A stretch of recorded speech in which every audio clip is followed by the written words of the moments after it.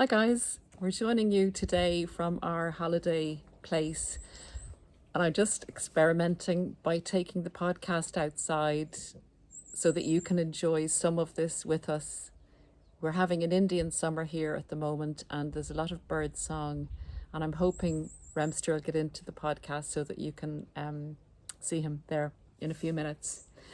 This podcast is spiritually based. It's about the narcissist gaslighting your spiritual beliefs and their negating of the fact that their behaviours, while the psychology of narcissism is called a self-defense mechanism, it's a highly destructive mechanism that anyone that enters a close relationship with them can be destroyed to the point of not wanting to continue their particular lives. So I always believe that psychology is a great way of documenting behaviour cycles and patterns of somebody who has or suffers from the narcissistic personality disorder, but that in itself is just the boneworks of the whole energy behind the narcissist behaviours.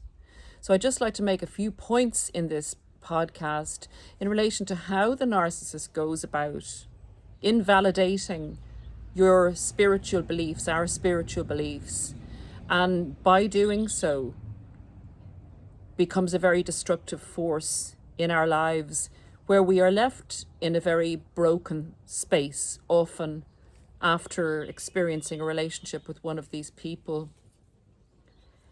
And I'm going to get to the point as well about the brokenness at the end of the podcast. There's actually a wasp, coming up to the screen there. So if I take off in 2 minutes at 100 miles an hour after being stung, I'm going to run inside.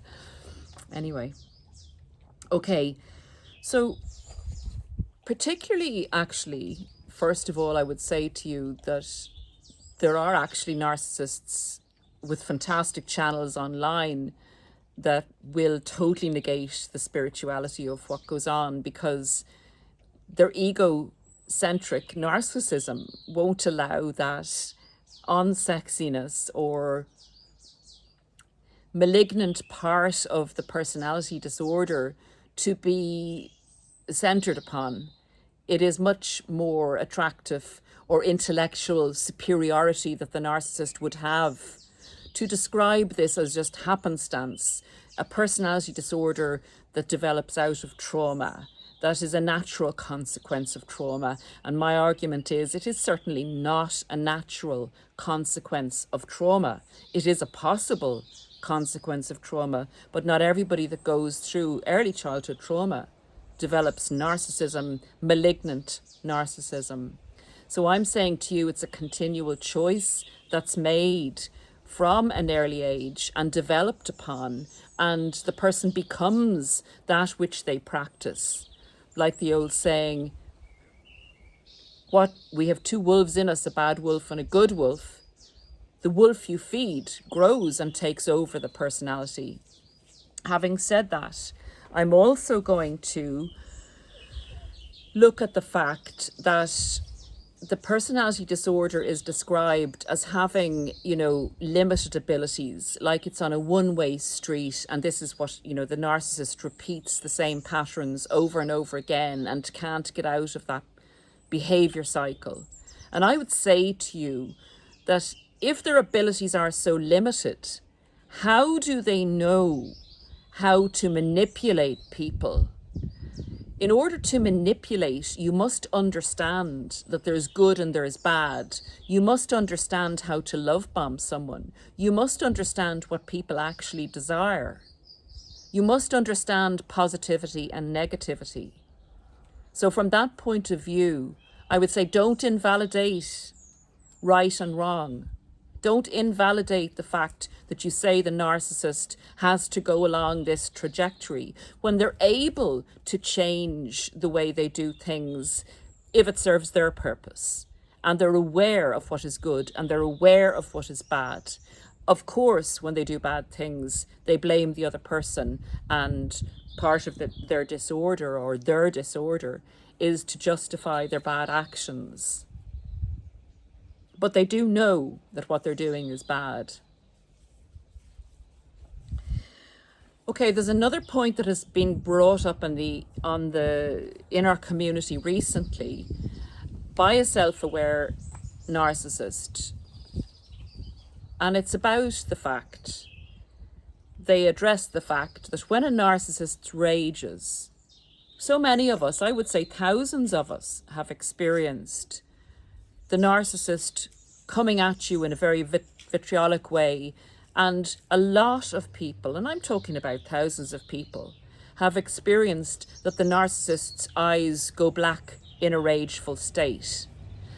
And that has been invalidated. And the reason that this is said not to be true is that the person who experiences the narcissist rage and their eyes going black is experiencing a temporary psychosis.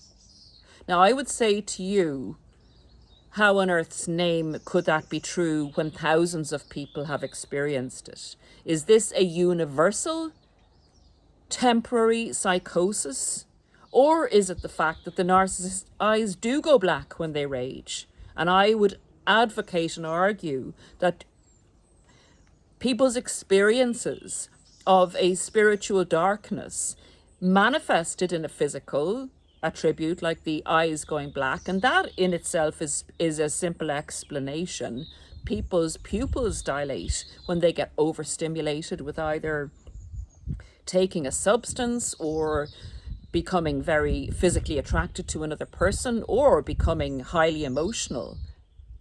So I'm just making these points in relation to you being invalidated by information you may be hearing in relation to the spiritual aspects of narcissism, and your experience of that, and your experience of understanding what's happened to you, not just in a psychological, wonderfully packaged sense, that you are experiencing, you are experiencing a different energy coming at you.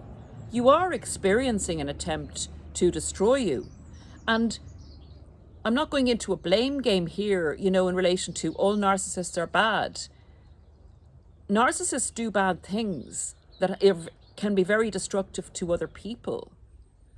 I'm talking about the energy surrounding it, and negating spirituality as not being part of this, to me, is incomprehensible. The third point I have down here is narcissists create their own reality, and they create a reality for the person that they're trying to embed in their physical proximity into a relationship with, whom they will then use as a resource. They create a reality that is not real, that is a total illusion. And then when they get a person into that relationship, they cause so much psychological and emotional chaos that the person cannot see the wood for the trees. This has been documented for 1,000 years as being one of the main components of evil. Creating a state of chaos, gaslighting you about the fact that there is a spiritual component to this, and that there is right and there's wrong. There is personal development and personal destruction. There is looking after other people and yourself, or there is destroying other people for your self-benefit. Let's just call a spade without saying, I'm perfect and you're not perfect, which is exactly what the narcissist does. Just say, I come from a place of trying to be the good wolf. It doesn't always work. I have sometimes been the bad wolf, but that is not my purpose in life. My purpose in life is to allow other people to live their lives. I have no right to try and take another person's joy or happiness away, or their ability to live in their purpose. I have no right. I'm not superior to anyone else. This must be addressed, and particularly with our young people. We need to give them a clear indication of what is acceptable behaviour and what is not. There is a huge element out there that kind of, it's trendy to say, you know, fake it till you make it, and although that's not the worst one. It's like, you know, go for it, you deserve it, you know, get everything you can possibly get, which in the one element, you know, having a good self-esteem is good, but not at the destruction or the stealing, destroying and killing of other people. And when I say killing, I mean killing their spirituality, killing their belief, killing their purpose. Psychology is fantastic. It is, what a great science. You know, it really can predict, is a predictable measure of people's behaviour. It can help people sort out their thoughts and their problems. It gives diagnosis for people's behaviour. But in a way, it's a cleansing tool. It's being used a lot as a cleansing tool to say, look, it's a mental health issue. It's a personality disorder. We must, you know, overlook, this is what they do. So that's what they do? No. That's not okay. That's not okay. If you have listened to some of the stories I have listened to with the premeditated, and then people will say, oh, that's to do with a psychopath, or that's to do with a sociopath. Yes, there may be a certain amount of psychopathy mixed in with that malignant narcissist.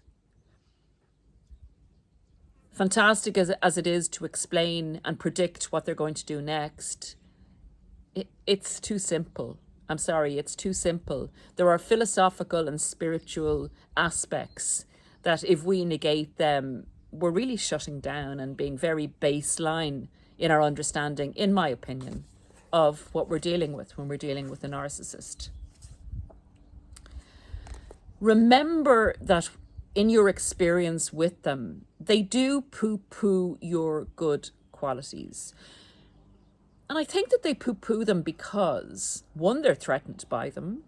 They have to negate them because they've chosen not to live like that.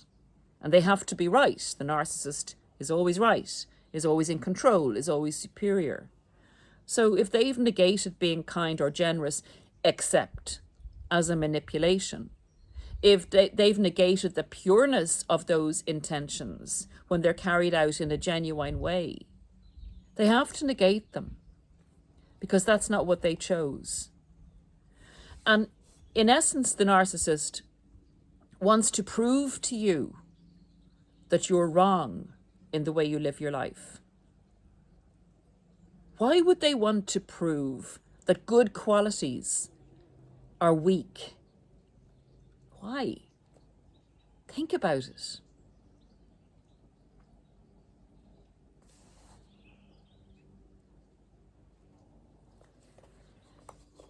The ultimate end game of the narcissist is to have a relationship with you, to engage you by exploiting and manipulating your good qualities, feeding off you and your resources, trying to prove to you that they are superior and that their way, by going through so many different people and treating them as objects, is the right way to live your life to succeed.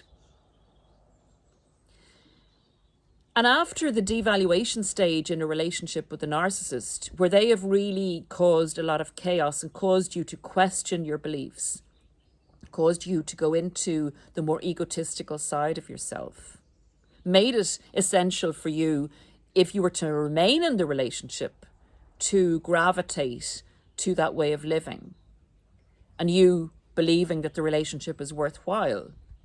say, well, I'll give this a try and I want to make this work. It has so much potential as a relationship. Maybe I shouldn't leave. And codependency creeps in because the narcissist works on that subtly in the background. The end game of the narcissist is, once they have used up all of your resources, covertly, they leave you in a very shocked state, or they make it necessary for you to leave them. With a very embittered taste in your mouth, a very paranoid view of going forward in relationships, a very, I've been exploited for my good traits. Maybe I should live like the narcissist lives. Are they gone off into the sunset with somebody else? They're going on holidays, they're getting married. That, my friends, is a total illusion. If they've done that, it was necessary to do that with the new supply in order to hook them in.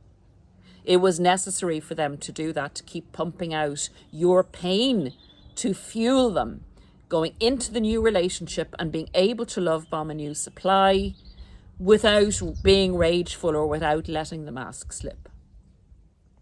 Narcissists don't change what they do from one person to the next. It is how they've decided to live their life. They may come across another narcissist and they have to take a different approach to that, but the relationship still has an end point, a final point. When the narcissist isn't getting fed from that source of supply, they may have matched agendas so that they will stay with that other narcissist for a period of time and have a lot of dramatic interludes in the relationship that keep them fueled to a certain extent. But it always ends the same. And I'm going to do a podcast on how everybody in the narcissist's life that gets into a close relationship with them, particularly an intimate relationship, will be devalued.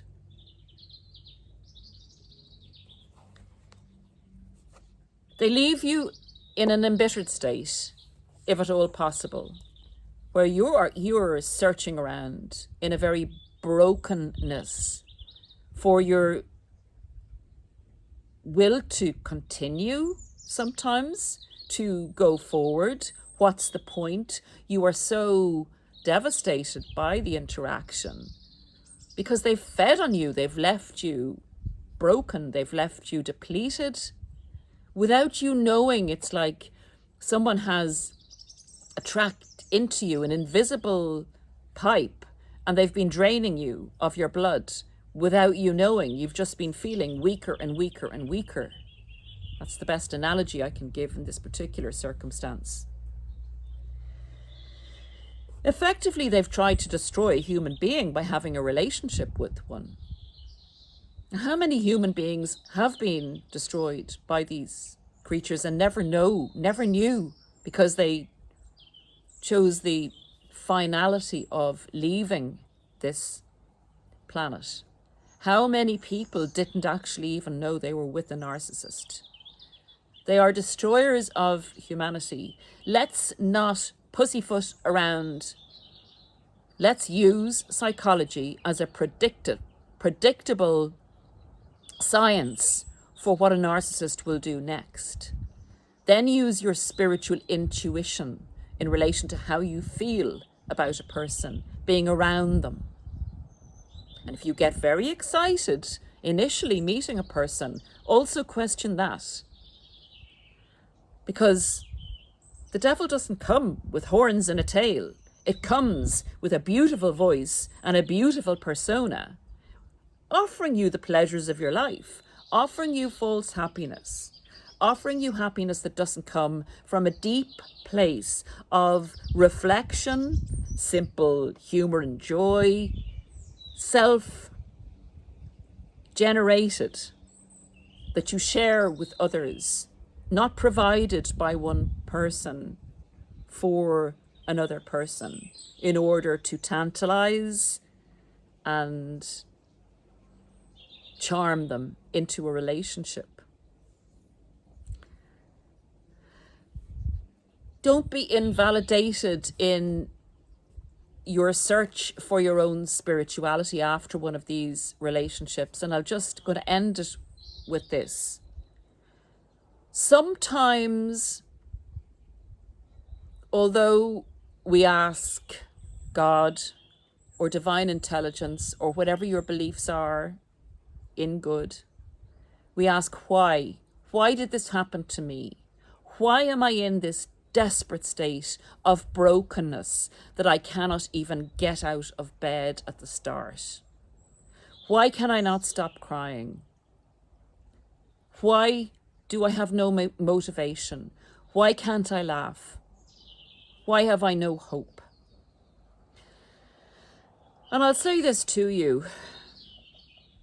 If you are not fully broken,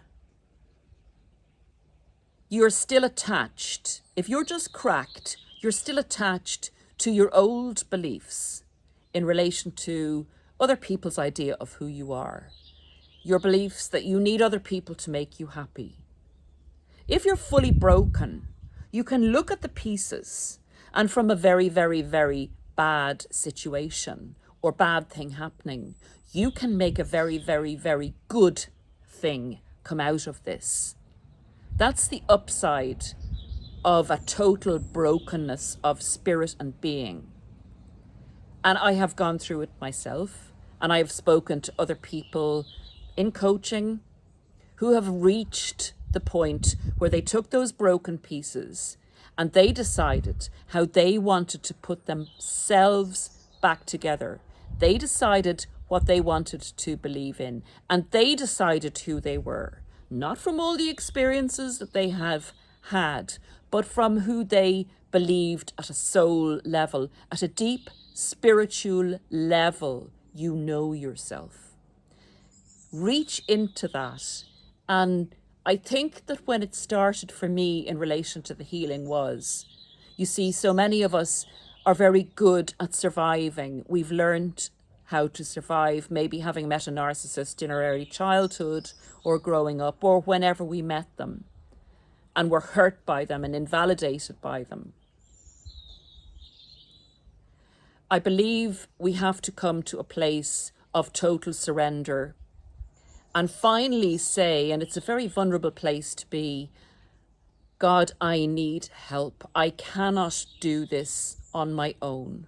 I need you to show me a direction. I need your help. I surrender. I surrender my ego. I surrender all that I have known up to this point. And I ask you to show me a way forward. Please, God, help me. It was at that point, I remember, I started to recover. I started to see positive messages because I was open to receiving them. I was no longer fighting my ego, saying I was right, saying, you know, I could figure this out, saying I knew how to get the relationship back. All these things that go through our heads when we're in this broken place, trying to scramble our way out.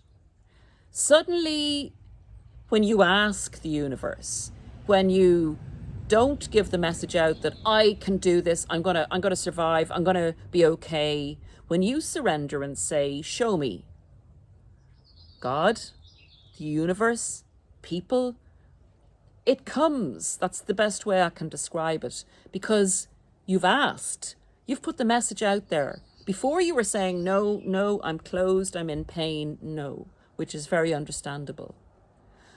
So what I will say to you from this very beautiful place is listening to the bird song.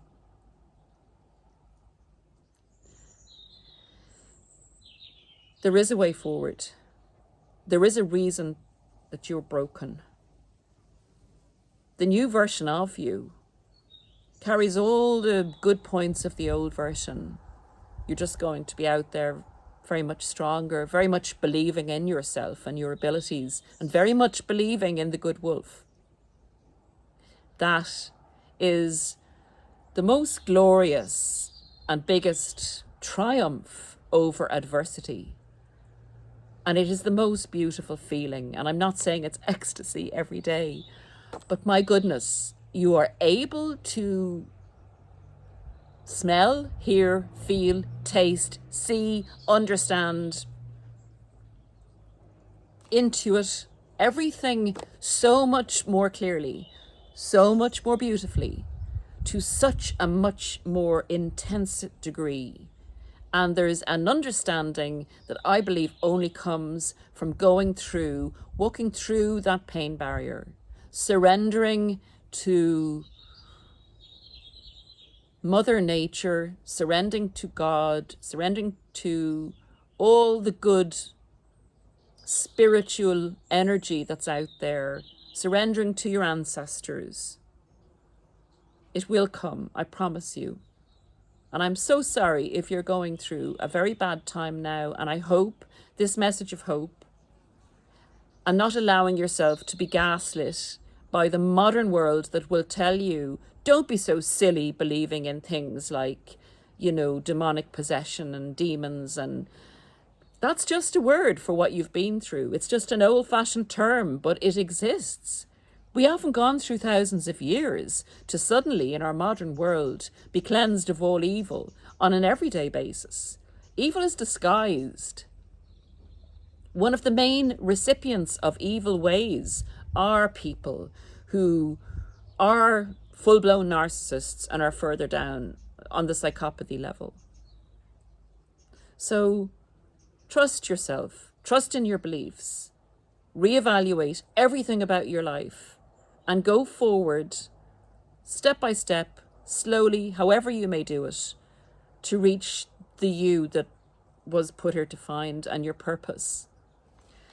And on a practical note, guys, I'd say the book, Weaponized Love, thank you for people that have purchased it. Unbelievably grateful.